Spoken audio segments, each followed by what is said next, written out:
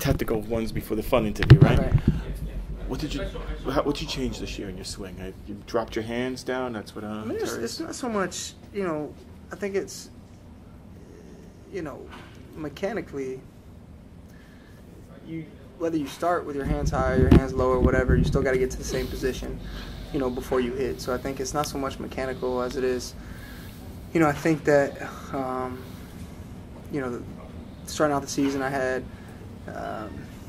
due to, and these guys sitting behind me, that I've seen a lot of better pitches to hit, with Murphy and at the beginning of the season, Andres, and now Nui getting on base in front of me. Obviously it makes my job a heck of a lot easier.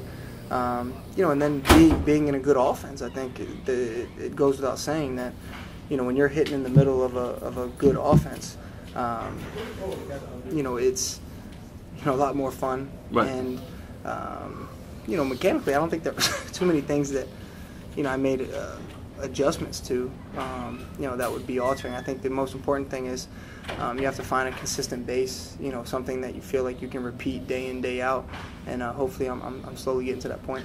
Did that come when you're saying you have to be consistent with a consistent base?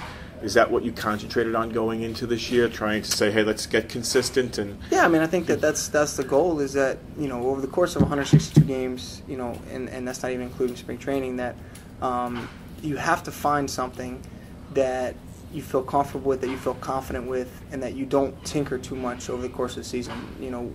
When you go into a little rut, the biggest thing you want to do is go into the cage and start changing things. Right. And you have to get to a point where you feel comfortable enough where, that those ups and downs are going to come, but when you hit that down, it's not a drastic overhaul of, your swing or mechanics. It's little things that need adjustments, not, fine-tuning rather than these big overhauls. And I think, there's been times throughout my career where I've had these drastic overhauls where I'm changing my entire approach, changing my entire swing, when I go 0 for 10 or something, instead of just kind of sticking to it and just fine-tuning things.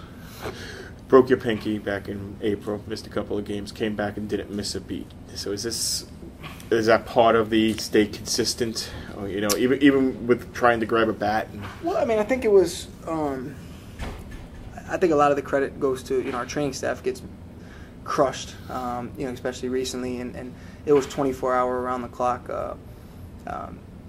Kind of maintenance on my finger. I was going to see hand specialists, and the trainers and physical therapists here, were helping me, giving me different exercises and movements to do where,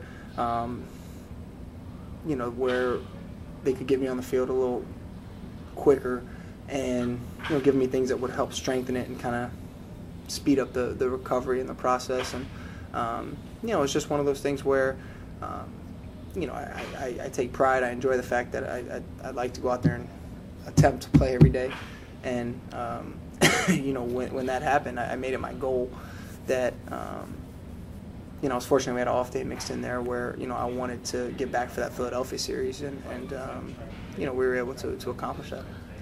It also looks like this year, the way you've been swinging, you've been trying to hit for more average, and maybe not as much as trying to hit the home run. If it happens, it happens.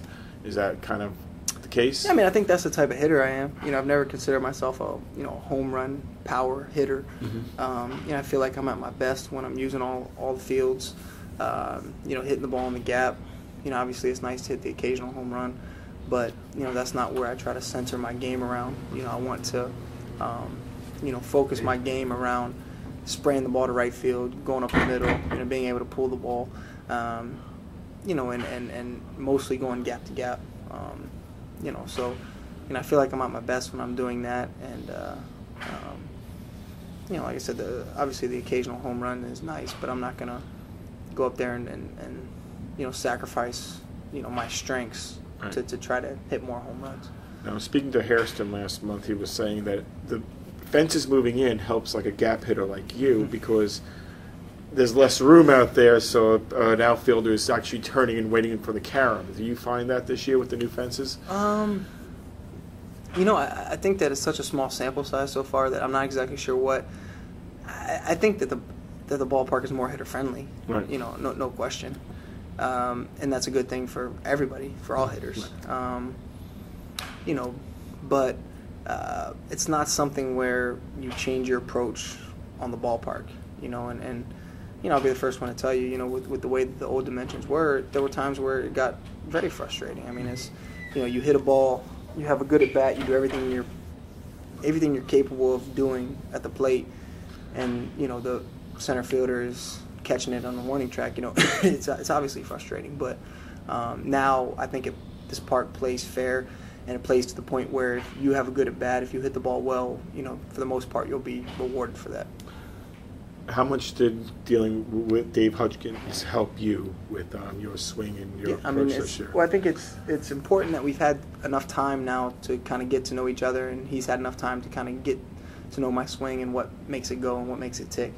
And he's always behind the scenes. He never wants any of the credit, but I think he's done a phenomenal job of not just me, but all these guys, learning our swings and kind of having a checklist for each one of us. And if, something gets out of whack, we go through the checklist. And he's like, okay, when you're going good, your hands are here, your foot is here, your weight is here.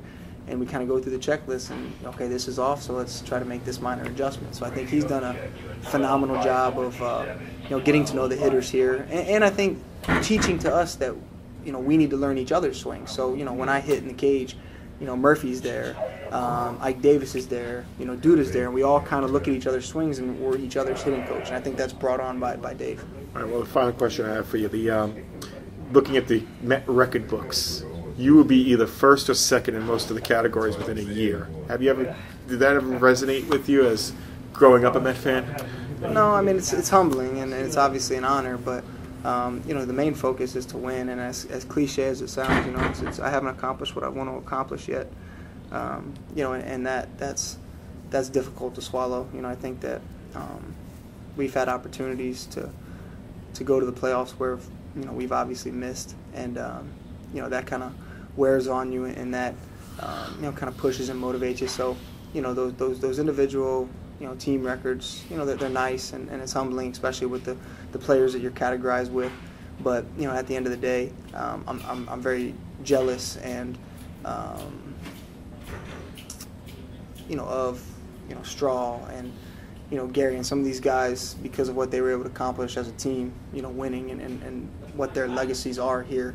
And that's the point where I want to get to is where I'm at that level, not because of the individual things, but because of what that team was able to accomplish and the way that the city remembers them. That's ultimately where I want to be.